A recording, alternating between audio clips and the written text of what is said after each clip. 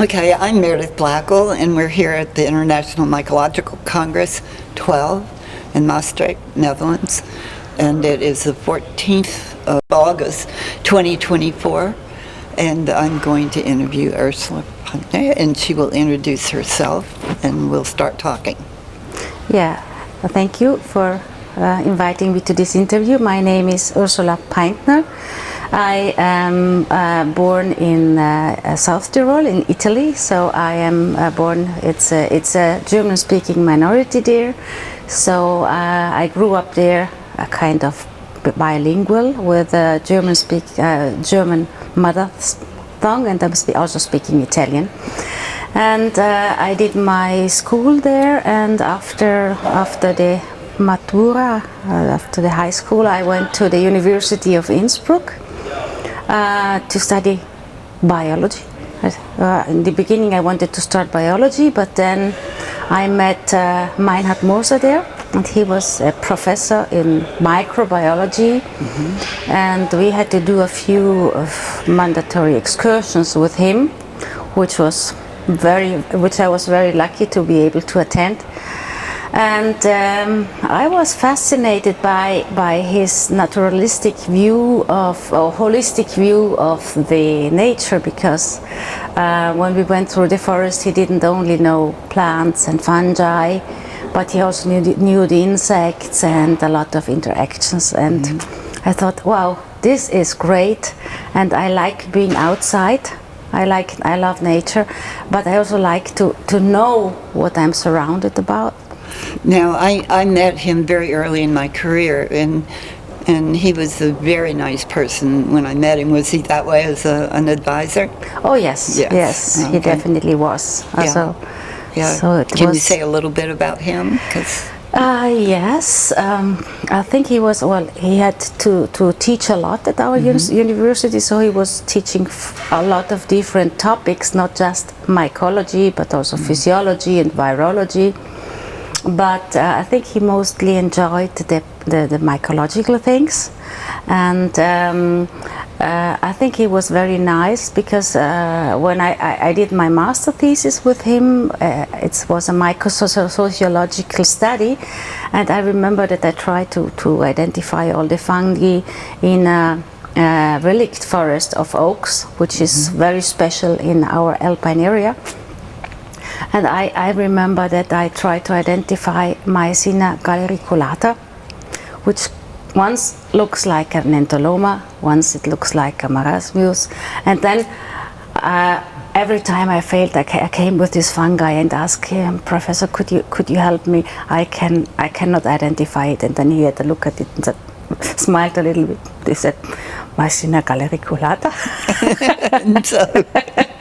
And I did this maybe for 5 or 6 times. And did you eventually learn? Yeah, of course I learned, but he never was angry. But I was of course ashamed very much that I didn't learn faster. But I think it was a nice way to learn with him. Yeah. Yes. Yeah. Well, I know that we knew him well in the United States. People knew who he was from his publications. Yeah. He loved going there, and he loved spending his summers collecting in the United States with a lot of nice colleagues. Yeah.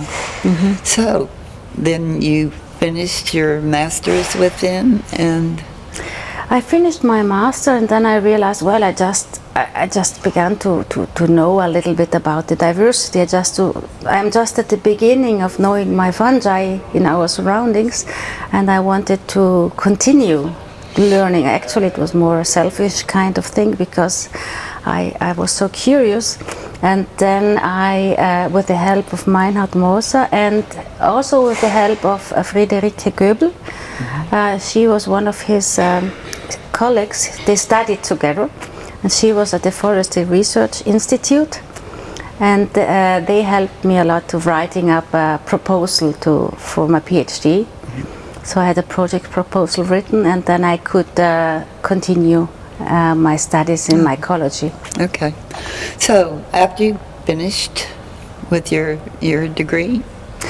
I did my PhD, yes. And then what happened? Yes, that was quite difficult, because then you have your PhD and there are nearly no positions. Yeah, I know that situation. So I think I was helped at the institute so we could teach a little bit, and with the money I earned from teaching I could continue my studies a little bit, and then I went to, I had a scholarship, a Schrödinger scholarship, and went to Rita's lab, Rita's Wilgers' lab for 1.5 years, or a little bit more than a year, where I also found a very nice atmosphere. I really enjoyed it very much, and I learned molecular and phylogenetic methods there. Yeah, just last month or 2 months ago, Rita's was given a big party, you know, and it just showed how much respect everyone had for him and love. Yeah, I went there. Yes. So because it was really, I think, something I wanted to do, because it was such a great time, and he's such a generous person, which gives a lot of knowledge. And did you go on the fishing trip? No. Okay. No, that's why you look so familiar, because I've seen you very recently in North Carolina. That's right, yeah. So why don't we talk about your own work, because you've done a variety of things that are very interesting. Yes, actually I started in the beginning with mycosociological studies, and my PhD was also with heavy metal contamination of fungi, or we searched for a possibility to use fungi as bioindicators for heavy metal contamination. That was a big topic in the 80s and 90s. But then I switched to Quaternary systematics and phylogenetic analysis, which still I love to do. Yeah. And another topic which is very important, of course, is also mycorrhizal research, and to see a little bit and understand the effect and the importance of fungi, especially in our alpine environment. So that's why we started also analyzing alpine plants like dwarf willows or cobresia, persicaria, to see their, to study their mycorrhizae.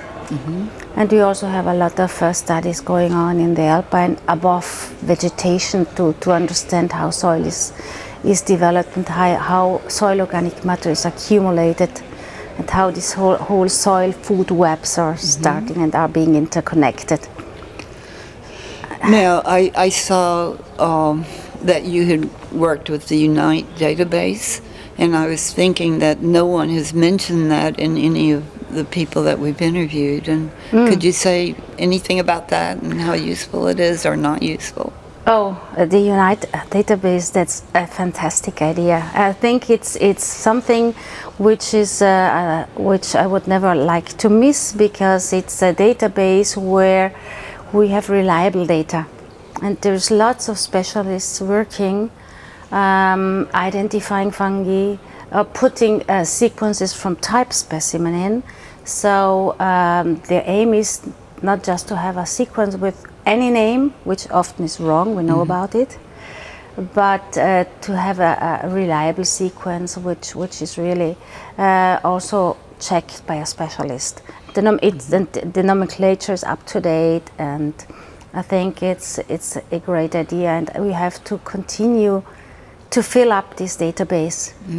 So you just have many curators, the people who work on the organisms are the ones who curate the database. The database is mainly curated by Cassie.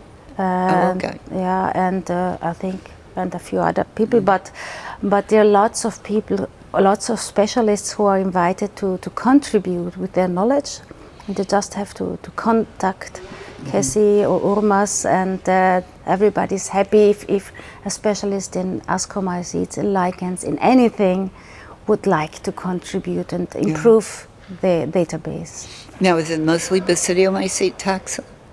No, it started over with Basidiomycetes, ascomycetes, but it's quite broad. Yes. Yeah. Okay. Well, interesting. Yeah. Yeah. And we also do have with this work in the Alpine area and with comparing above ground and below ground communities and how they develop. Of course, we came across Mozzarella, which is everywhere because we isolated a lot of fungi from the earliest stages of succession just behind the melting glacier. And we also identified and detected a lot of new species and new taxa. And also these taxa are, of course, these taxa are in UNITE database. You can find the species hypothesis for any, I think for all fungi, where we have sequences from. Now you mentioned the melting ice. I'm just curious, I used to work with slime molds and I was very interested in what we call snow melt myxomycetes. Yes. Do you see these? No. There are a lot of them that are very iridescent and they're beautiful things. They are beautiful, and I have a colleague, Italian colleague, who is very into it, and he goes collecting them, but it doesn't come so much. Well, you have to have this old snowfield which stay there for a while, and the glacier is actually it's ice, so we have not observed them in these areas. And I've only seen them as specimens. I've never collected them in the field, but it must be something to see. And you've also worked with identifying basidiomycetes that were carried by the Iceman. Yes. That was something the students were always so interested in that. Why don't you tell us about that? Oh, that was very exciting, and it was something which was happening. And by the way, you were perfectly ready to do that because you were speaking Italian as well as German. Well, when they brought the fungi, they still were thinking that the Iceman was Austrian. And there was a huge debate going on because the Iceman was found by Reinhold Messner, this famous South Tyrolean mountaineer, and it was found more or less right on the border. And up to this moment, nobody really cared where the border is exactly up there in the glacial area. But then when they realized that this is such a precious finding, they started to really map the exact border. And only 1 year later they discovered no, it was maybe a few meters on Italian territory. So it had been moved from Innsbruck to a newly built museum in Bozen, in Bolzano. Yes, we read about this. Every once in a while there'd be a new article about Ötzi. Is that the way you pronounce it? Ötzi, yes. Ötzi. Yeah, and so I guess a lot is known about this man who lived 3,000 years ago. Yeah.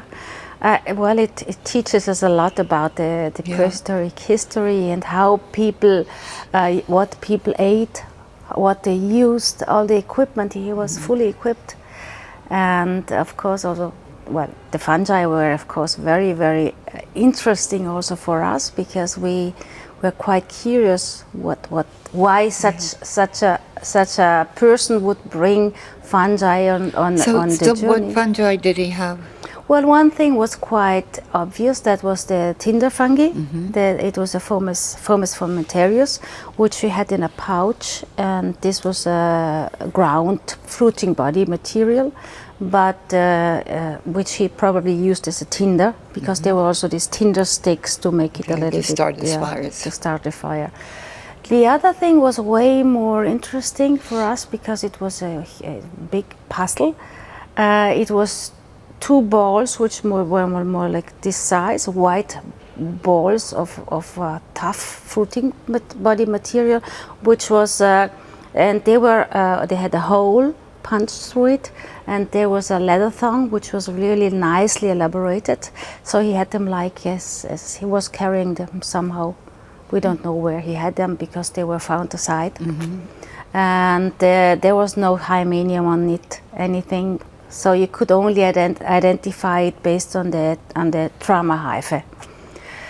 And we didn't have molecular methods by then yet. Yeah. So with a little bit of we could do it with fingerprinting of HPLC, which was also done. Yeah. But we had some hypotheses based on what's growing around, what was the size of these fruiting bodies, what has a white trama. And then we confirmed that based on these HPLC fingerprints, which were still the same after 5,000 years in the ice, which is really So nice. what was it? It was Or close? It was a bird polypore, Piptoborus. Okay. Piptoborus betulinus. Yeah. No betulinus. spores. No spores. No, there were no spores because Yeah. it was It was not- it cut was immature? it was really cut to a ball. Okay. So the hymenium was cut away. And you don't know, or you have an idea of what? Well, we had a lot of hypotheses, which of course we can't prove, but the birch was a holy tree, and there's a lot of indication also from other people, some Indians in the plains of the United States, which still use kind of similar structures, fruit body balls, to protect the horses, for example. So it was a kind of spiritual protecting thing, which was very likely quite important. Otherwise, you wouldn't bring it. Do they have an odor? No, they don't. Not at all. They don't. Yeah. No. Yeah. Osmoporus odorus, I think, was it the one which was used in the United States. Yeah. But no, they don't. They don't Okay. smell. Yeah. Don't smell. Yeah, I have a photograph that Bob Blanchett worked on yeah. these, and I have a Right. photograph that I bought at the Mycological Society of America auction Yeah. with the native people with their blankets and their fungi on them. Yes, Yeah. and I think this field of ethnomycology is something which is also very nice, and still very interested in why fungi are used and how they are used, and we still have a lot of things which we can Yeah. explore. Oh, it's a very interesting topic, and students love it. When I was teaching mycology, I always ended talking about all these kinds of things. I called it a day in the life of a mycologist, and I actually talked about many of the ethnological and archaeological things that Bob did since I knew him. But it was of interest. Yeah.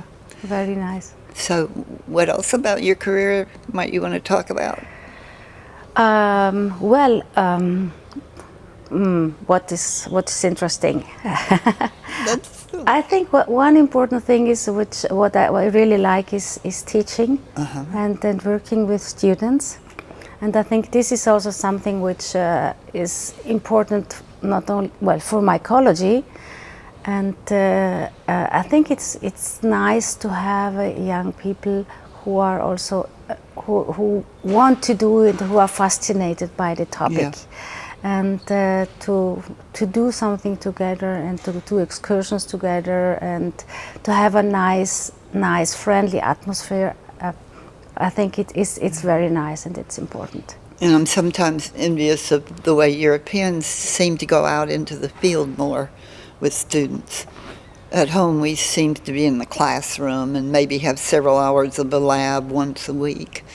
And there's not as much chance to go out and really work in the field. In the summers, yes, but not all students are in a position to be able to do that. Sure. Yeah. Well, in Innsbruck it's quite easy. Our university is it's a long valley, so from the university we can walk to the forest. So sometimes we do it, we take people and say, let's go out, let's go to the forest. And usually I think you work with an organism. There's people who do molecular stuff or do chemical extraction or study the pigments.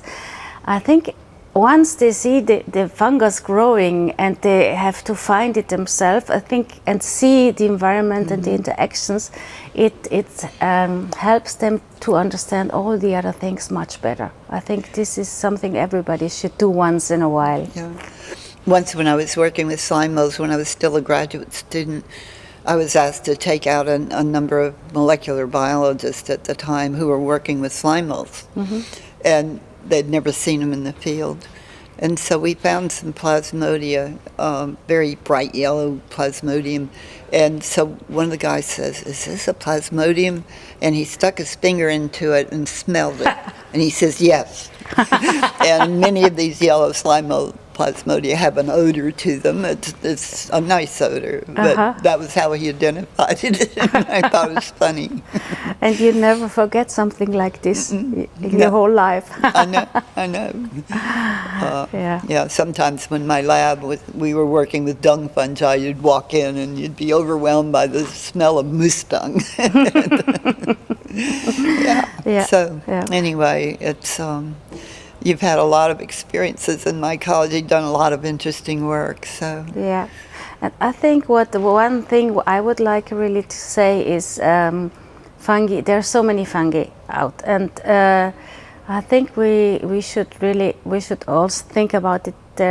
We don't have to have a competition between mycologists, because we have so much to do. We just have to talk to each other and say, I will work on this and you work on that, and we can help each other. I think this is great, because we have a never-ending topic, and as we can see in this fantastic conference here, there's so many nice things to study in fungi. Yeah. Which I think, even with twice the amount of people working on that, we will still have a lot of interesting topics to. Yeah, I think that's a real problem, having enough mycologists to study all these fungi. That's right. Yeah. That's right. So, thank you very advocate. much. Thank you very much. Okay, well, thanks so much, Ursula.